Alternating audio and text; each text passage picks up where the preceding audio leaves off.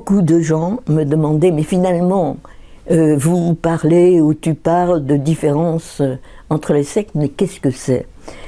Une tendance disait c'est purement et simplement de la biologie, une autre tendance disait c'est purement et simplement du stéréotype social ou culturel. Ça c'est plutôt la tendance Simone de Beauvoir par exemple. Et moi je disais non c'est pas ça, mais je ne savais pas dire pourquoi c'était pas ça. Alors j'ai fait énormément d'enquêtes auprès d'enfants, d'adolescents, d'adultes, à travers le langage. Et j'ai compris là que la différence entre les deux est avant tout une différence relationnelle, une façon différente d'entrer en relation. Quand vous naissez avec un corps féminin, ce corps féminin a un potentiel relationnel qui est tout à fait différent de celui de l'homme. Alors, exemple, c'est pas la même chose de faire un enfant en soi-même ou de le faire hors de soi. C'est pas la même chose de faire l'amour en soi ou de le faire hors de soi. Je vais vous donner un exemple. Si je donne un groupe de petits-enfants, mais aussi d'adolescents ou d'adultes, à composer une phrase avec le mot « avec ». Le petit garçon va me faire une phrase, ou l'homme, va me faire une phrase du genre « j'ai écrit la phrase avec un crayon » ou « je suis venu à l'école avec mon vélo ». Une petite fille va faire une phrase du genre je sortirai ce soir avec mon petit ami. Ou je vivrai toujours avec toi. Donc, vous voyez, le garçon va privilégier le rapport je, mes objets, les objets, mes objets, et la petite fille, je et une autre personne. Le garçon va aussi privilégier, si par hasard il a un rapport, il parle d'un rapport avec d'autres, mettons si je donne à faire une phrase avec le mot ensemble, là le garçon est presque obligé de mettre d'autres personnes. Eh ben, il va se mettre lui au milieu d'un groupe de garçons. Je joue au foot ensemble avec mes copains. Où je sors ensemble avec mes copains, quitte à faire une phrase un peu agrammaticale. La fille, donc, il va préférer le même sexe et un dans un groupe. La fille va préférer l'autre sexe et deux. C'est pas le même monde.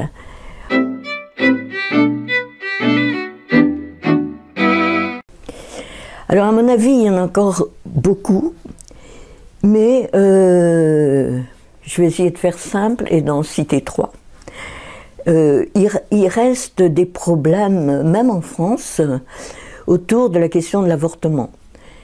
C'est-à-dire être enceinte, avoir un bébé en soi-même, fait partie de l'identité de la femme, mais en fait, le bébé appartient plutôt à l'État qu'à la femme.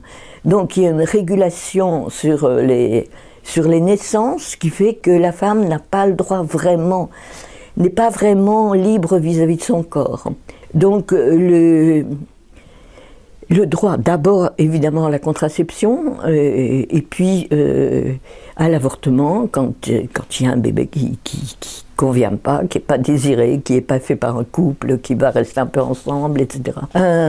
Deuxième problème, je dirais qu'il n'y a pas encore, on parle beaucoup d'égalité de façon très ambiguë à mon avis, et qui peut piéger la femme et aussi l'homme, mais l'égalité est pertinente au niveau du salaire. Or, on n'a pas encore l'égalité de salaire pour l'égalité du travail. Ça, c'est un point sur lequel les partisans de l'égalité, à mon avis, n'insistent pas assez. Et un troisième point, c'est que je trouve très très important et dont on parle presque pas, c'est le problème de l'accès à la culture.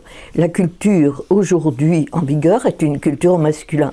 Donc la femme ne reçoit pas une culture qui convient à son identité, ce qui ne la rend pas, je dirais, adulte. Elle reste soumise à une culture masculine, et le maximum pour certaines féministes serait devenir égale à un homme. Bon, je crois que c'est la pire chose qu'on puisse demander à une femme, parce que c'est renoncer à son identité.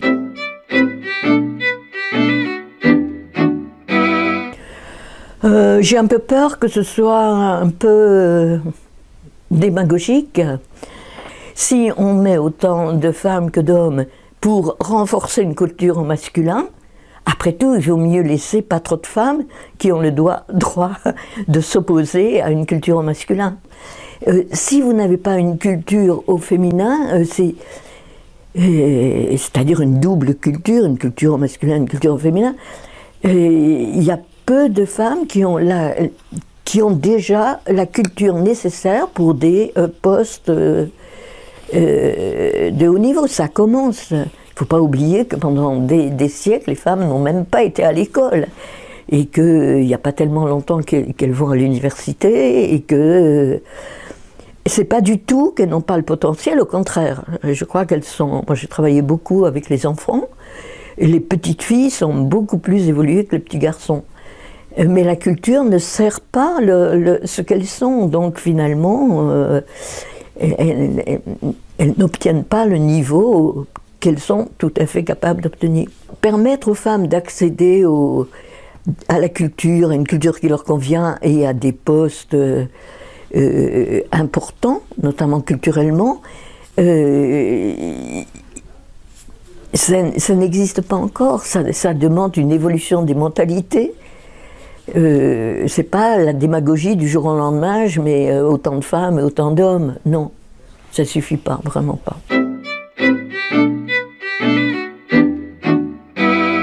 Si elle a eu la possibilité de rester une femme, de se cultiver comme femme et de promouvoir des valeurs féminines, y compris dans de bonnes relations avec l'homme, c'est-à-dire des valeurs de différence et de coexistence et de partage dans la différence, oui, je le souhaite vivement.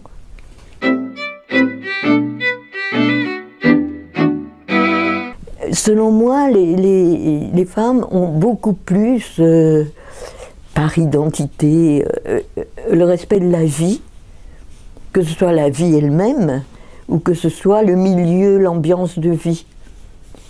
Or, regardez aujourd'hui l'importance on commence enfin à s'intéresser à l'écologie, avec plein de contradictions, parce que, bon, on s'intéresse à l'écologie jusqu'au moment où ça ne vous empêche pas de faire de l'argent, par exemple.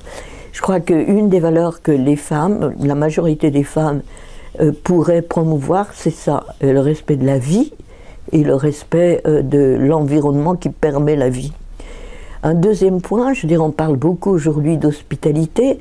Je pense que d'abord la culture de l'hospitalité, à l'origine c'était une culture féminine.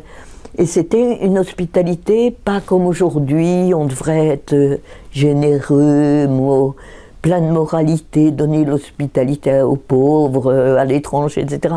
Non, au début l'idée de l'hospitalité était beaucoup plus belle, c'était tous les êtres humains se doivent une hospitalité réciproque. Et je trouverais ça fantastique. Je vais dans votre pays, vous me donnez l'hospitalité, vous venez dans le mien, je vous donne l'hospitalité.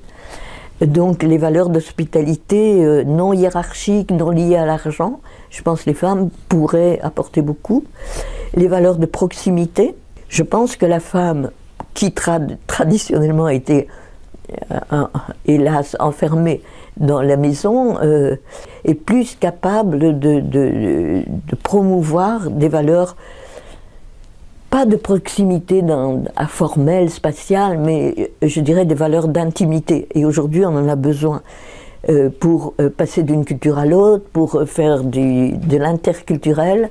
On a besoin de découvrir ce que c'est que l'intimité humaine. Si vous écoutez les discours politiques les plus progressistes aujourd'hui, c'est des valeurs que vous allez entendre. Et à mon avis, il serait bien qu'elles sortent de la maison et qu'elles que ces valeurs soient portées par celles pour lesquelles elles sont les plus évidentes, les plus, on va dire, naturelles, même si elles ont besoin de culture, évidemment.